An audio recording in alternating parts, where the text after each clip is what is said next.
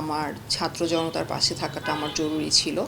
বাংলাদেশের নাগরিক হিসেবে, একজন আর্টিস্ট হিসেবে আমি আমার জরুরি কাজটা করেছি। বলতে চাই যে আমার কোনো অবদান এখানে ছিল না। আমি জাস্ট চেয়েছিলাম যে ছাত্র জনতার পাশে যেয়ে দাঁড়াতে, আমি যে ওদের সাথে আছি এটা বোঝাতে। সেটা বোঝাতেই আসলে রাস্তায় গিয়েছিলাম এবং সেটার হয় না যে সেটার পরিক্রমাতেই আমরা 5ই অগস্টে এই অভ্যুত্থানটা দেখতে পেলাম।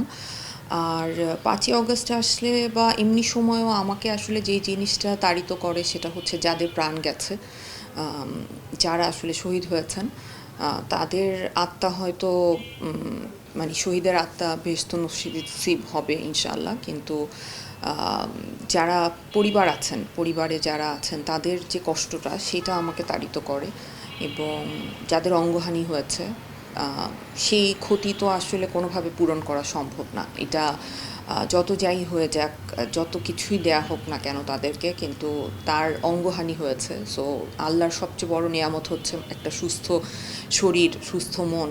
সো সেই জায়গা থেকে তাদের যে ট্রমাটাও হয়েছে সেটাও কিন্তু অনেক ভয়াবহ।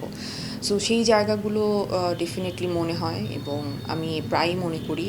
আর দেশের যে অস্থিতিশীল অবস্থা তৈরি হয়েছিল ইন্টারিম গভর্নমেন্টের সময়, সেটাও আসলে এক ধরনের কষ্ট দেয়।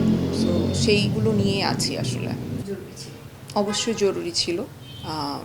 আমার ছাত্র জনতার পাশে থাকাটা আমার জরুরি ছিল। বাংলাদেশের নাগরিক হিসেবে, একজন আর্টিস্ট হিসেবে আমি আমার জরুরি কাজটা করেছি। আর কে কী মনে করছে আসলে সেটা নিয়ে আমি কোনো মন্তব্য করতে চাই না।